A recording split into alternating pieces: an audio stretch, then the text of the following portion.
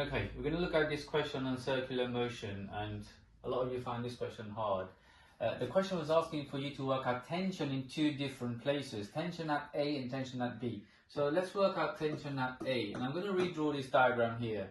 So at A here, right, it's at the bottom. So if you identify all the forces, the first force that you will see is at A, there's weight acting downwards. So weight is equal to mg, right? And what's the other force? Well, you've got a string holding a stone that's in circular motion. The other force that will be here will then be tension going that way. And I'm going to label this as TA. Now this object is doing circular motion. Well, what does that mean? It's accelerating towards the center. So the resultant force is towards the center. If we were to apply Newton's second law, which is F is equal to ma, and that F is not any F, it's the resultant force. It's not a new force, it's the resultant force. I also like to add two arrows, and these two arrows represent that the object is actually accelerating in the direction of the resultant force. So resultant force is towards the center, also called centripetal force, meaning that anything that goes in that direction will be positive. So TA will be positive, mg is going in the opposite direction, so that will be negative, minus mg is equal to ma. Or, in this particular question, we are given m, that has to be converted into grams by dividing 1,000. You've then got velocity, and then you've got a radius, again, which has got to be converted in meters.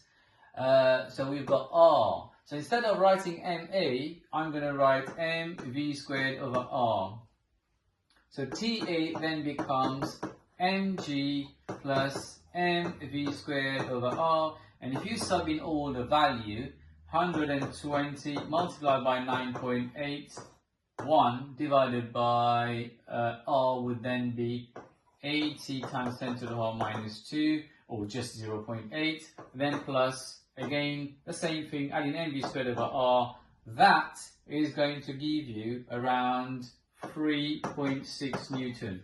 Worked that out earlier anyway, just to show you.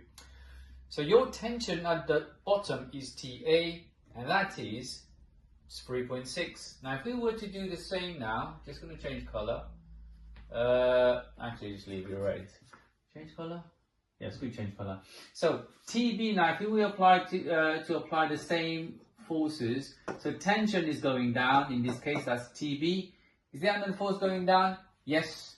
Weight is also going down. So in this case, what you've got W plus TB is equal to mv squared over r. If you were to work out TB, in this case, you will end up having mv squared over r, take away mg. So the only difference it being at the top and the bottom is one is plus mg at the bottom, and one is minus mg at the top. And if you plug in all the values, you will then get 1.2 Newton. It doesn't finish here. The question is actually asking you to work out that ratio at A to B. So that then becomes 3.6 divided by 1.2, and that gives you a ratio of 3. Boom, done.